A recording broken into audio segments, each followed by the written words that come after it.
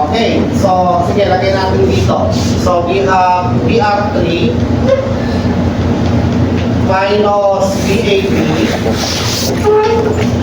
minus BR4 is equal to 0, di ba?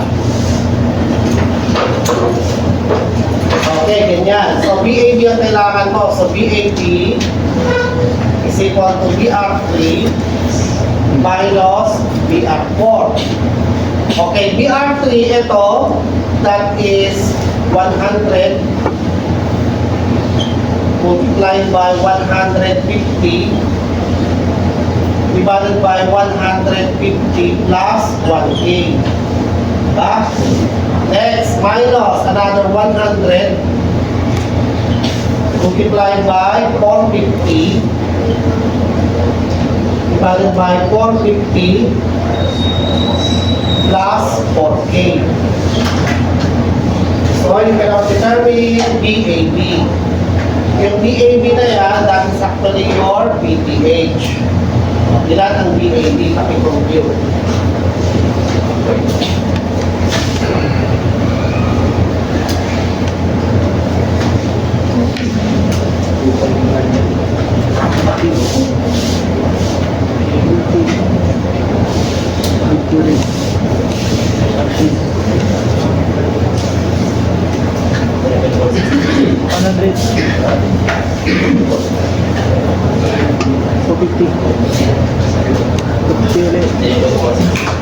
Ilan? 3.4. Putik.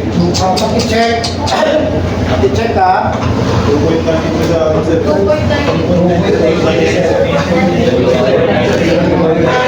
2.93. 2.93. 90. Tama. Tama ba? Okay. May paano na tayo dito, di ba? O RTH naman. May gagawin maging magulang Ano yung dito. formula natin RTH? Okay, R1 is parallel to? Okay. Plus 93. R3 in parallel with 4. So, di ba? Sige, parallel. Ano na? R3, R1 is parallel to R2. R3 parallel sa? R1 is parallel to R2. Tapos Oh, R3 ito. Okay. Ito, R2. Okay. Sige. Ha? 4 po. R2 and R parallel sa R2. Ito, R4. Tama, no? Madali lang naman, tawag ito, maalala. Kasi yung add sa may event, di ba?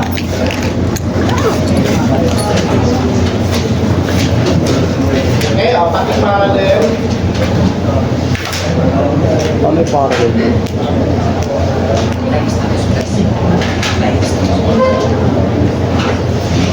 Tayo may parallel.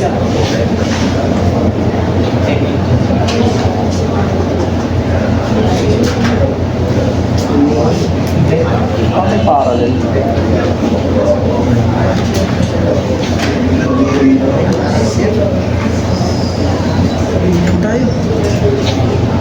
Dito lang ako.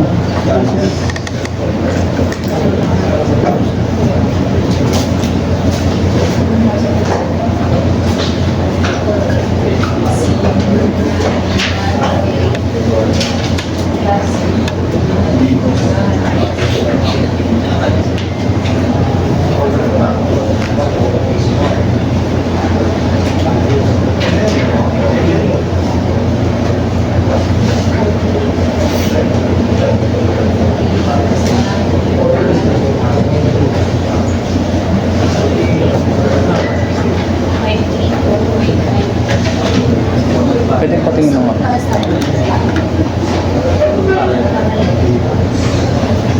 Ganito pa rin. 0.3, 4.3. 5.3, 4.9. 534 0.929. 9 Tsaka nga ito. Ganito pala yun. Opposite to, no? Okay, so ang hinahanap natin dito yung IG, yung current sa galvanometer. Diba? So, current sa galvanometer is total voltage 2.931 divided by yung RTH plus RM. So that is 534.929 plus 250. So what is the value of the current?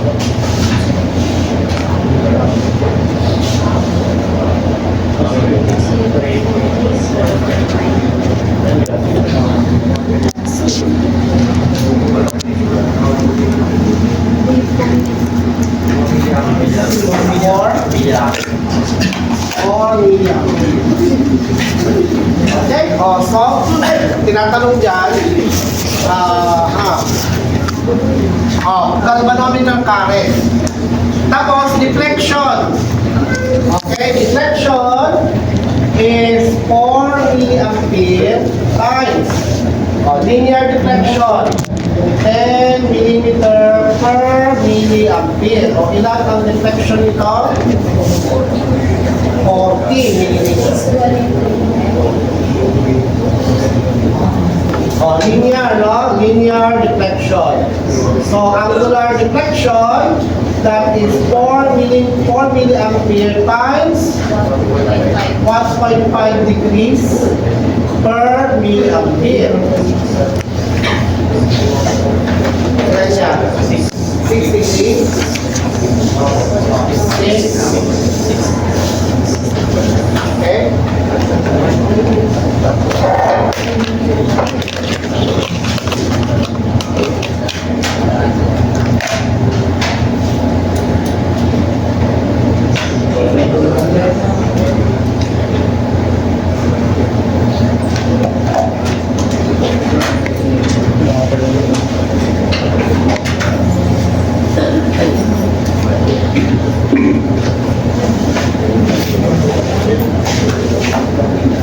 Nice and big.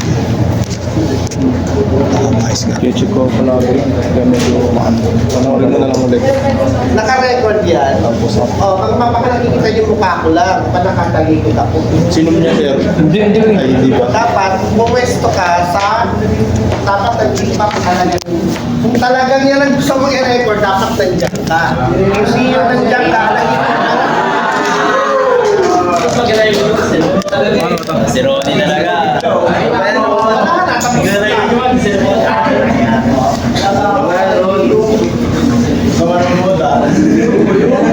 wala kayong makikita dyan, nakatalikod lang ako.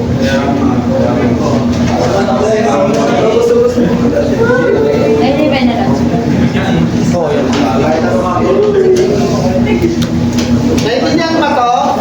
Naintindihan yung process? Oo. Sir, given yung ano, yung graph. Given po yung graph. Ano yun?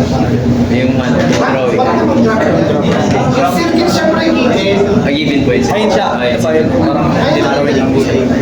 Ay, ito, hindi given yan. Ito maglalagay niyan. Kaya huwag kayong magkakamali kung saan lang. Okay, dito, hindi ka magkakamali dito. Pero kadalasan nagkakamali ka, dito nilalagay ni R2. Diba? Okay, pagpalagay na natin nandito yung R2. Kung R2 yan, ay nasa kabila, ay nandito yan dapat. Diba? Kasi yung pinaka-R3 mo eh, diba? So, ano yan eh. Magpapalit yan eh. Okay, so para hindi ka malito, so tignan mo na lang R1, R2 doon. Tapos R3, R4 doon. Okay?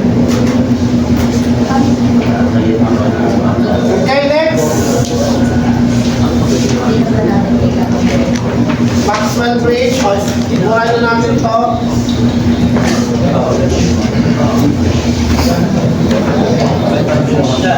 Hindi ka pa ako dito?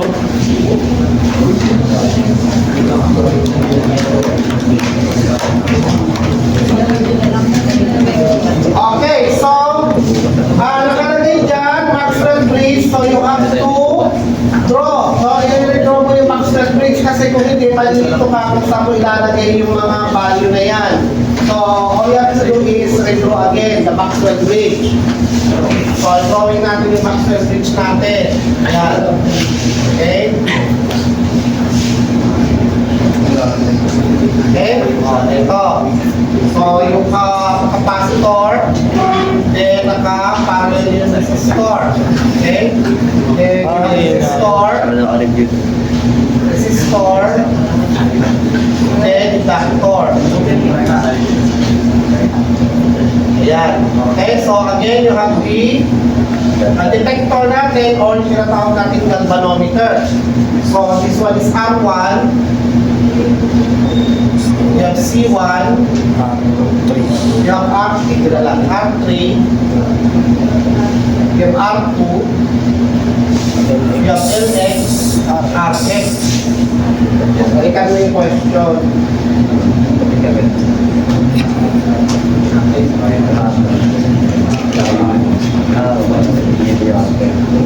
Okay. Oh. Kasi yun yung alam ko So, ang C1 natin, okay, kahit na hindi mo na i-derive, meron kasing kahit na hindi mo na i-derive, kung ito ay eksakto dun sa lecture natin, since na-derive na natin yung value ng yung equation para sa NX sa kay RX, pwede ko nang i-diretso. So, what is the derived formula for RX? Sa lecture nyo dati, anong RX?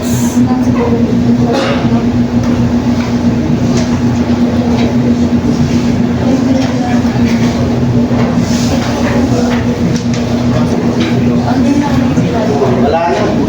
Nakalecture lang. Para di na tayo mag-derive.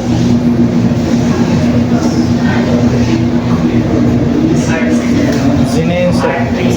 R3. R2. R1. Diba? So, nandiyan naman na yan. R3 is 200. R2 is 5K. R1 is 400. Oh, so what is RX? 2.5, sir. Okay, 2.5 kilo ohms. Yes, po. Next, makahanap ko na yung LX. Ano yung formula natin sa LX? R3 times R2 over C1. So R3 is 200. R2 is 5K. Kaya sa ito. C1 is 0.08 microfarad. So what is LX?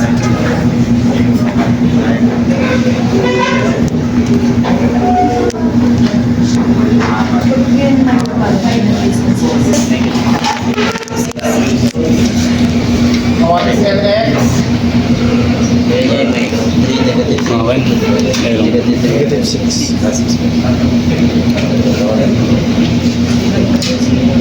Okay.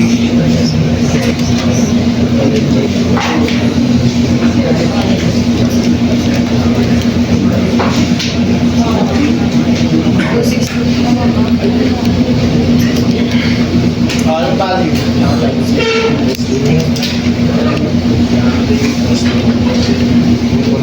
Ano ba sa inyo? Tama ito mo. Oo, Ben. Mali yung pagkakaano. Nana. Naka-raise to 16, sir. 1.25. By 25, raise to 16. Hindi pwede mag-raise to 16. Positive 16. Yes, sir. Opo, sir. 3 negative 6. So 3, ilan yun? Ay, teka muna. Baba naman dito na sila. Tama ba to? Nakawin na XLX.